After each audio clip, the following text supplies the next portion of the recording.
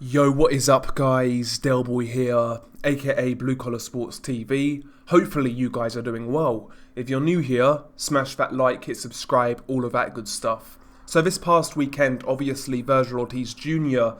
stopped Maurice Hooker in 7 rounds, and after that fight, of course, he called out Terence Crawford, who is the WBO welterweight champion. And I've got to say, the response to that call out from a lot of Terence Crawford fans, and Terence Crawford himself, to me is extremely disappointing.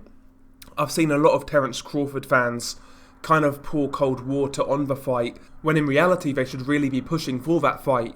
They keep on telling us how Terence Crawford is avoided and blah-de-blah-de-blah. Well, one guy who's actually calling him out and seems sincere when doing so, you guys are saying he's not ready and he's too green. And well, listen, Vergil Ortiz is certainly going to get better, and he isn't the finished article just yet. However, Terence Crawford is not in the position to be selective and be picking and choosing.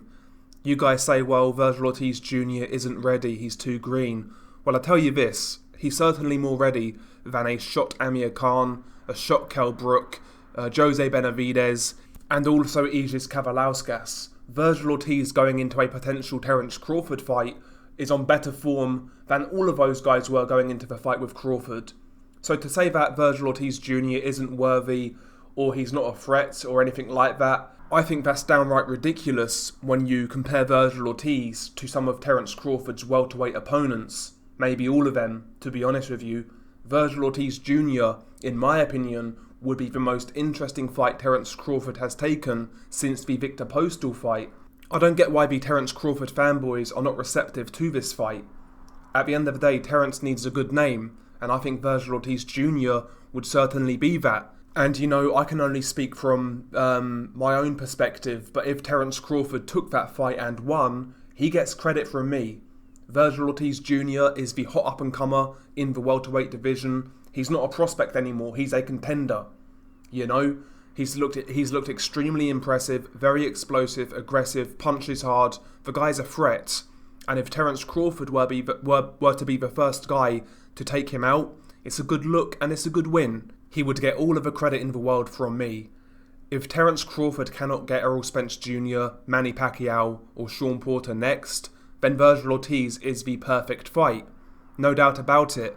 I don't want to hear people downplay this fight, downplay this opponent in Vergil Ortiz Jr., and then if Terence Crawford fights Josesito Lopez, then they okay that fight. Do you know what I mean? I don't want to hear that. So listen, I don't get why the Terence Crawford fans are not really receptive to this fight. It's almost, to me, like they kind of enjoy Terence Crawford fighting the level of competition that he's fighting, so they can do their fanboy thing and say this guy's the Boogeyman, alluding to that nobody wants to fight him, you know, when Vergil was right there calling him out. And to be honest, I mentioned that Terence Crawford fanboys are happy with him fighting the level of competition that he's fighting, and I think Terence Crawford is also. I've said this for a long time now, I think Terence Crawford is very happy with his current predicament. He's got a very high pay guarantee with Top Rank, no matter who he fights.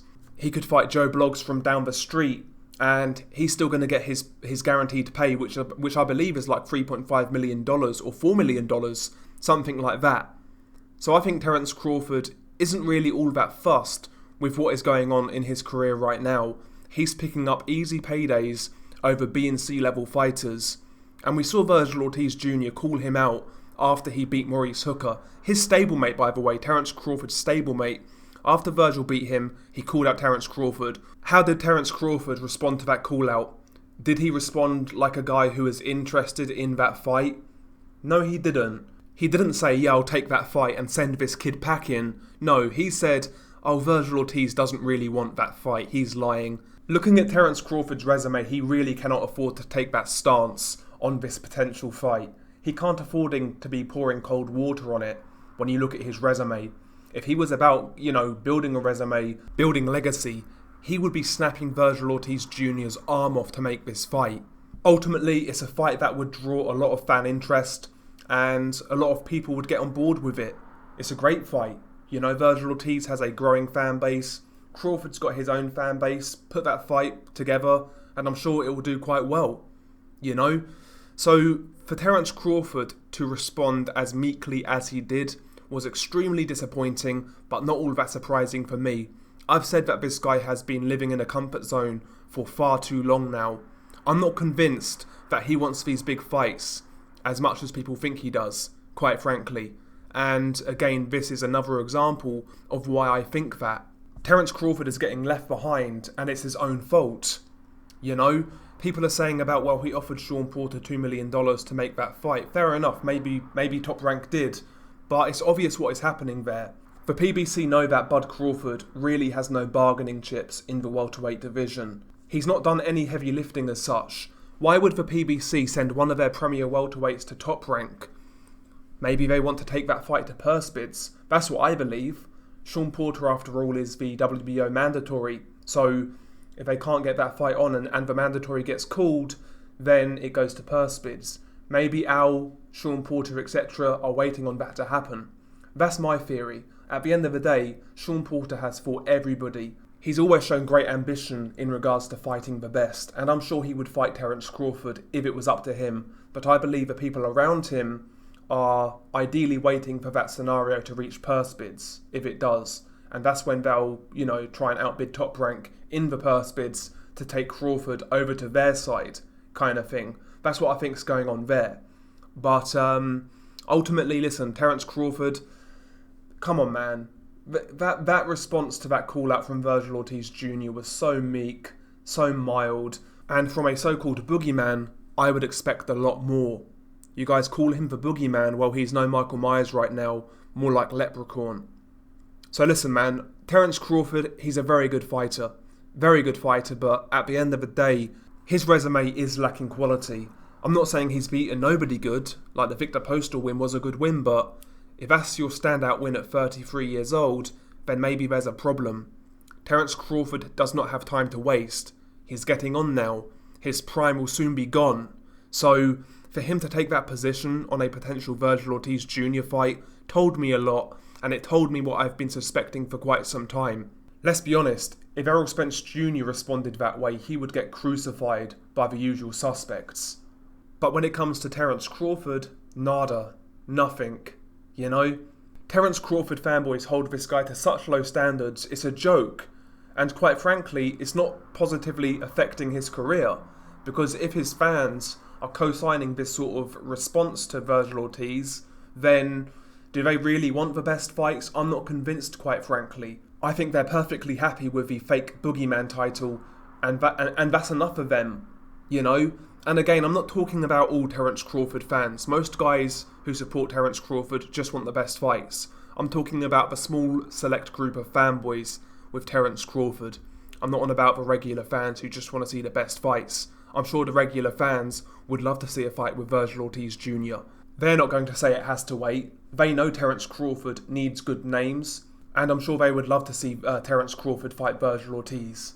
And one last thing, people saying Vergil isn't ready. Well, he's saying he is. He's saying he wants it. I say give it to him. That's my point. That's my opinion on this whole scenario.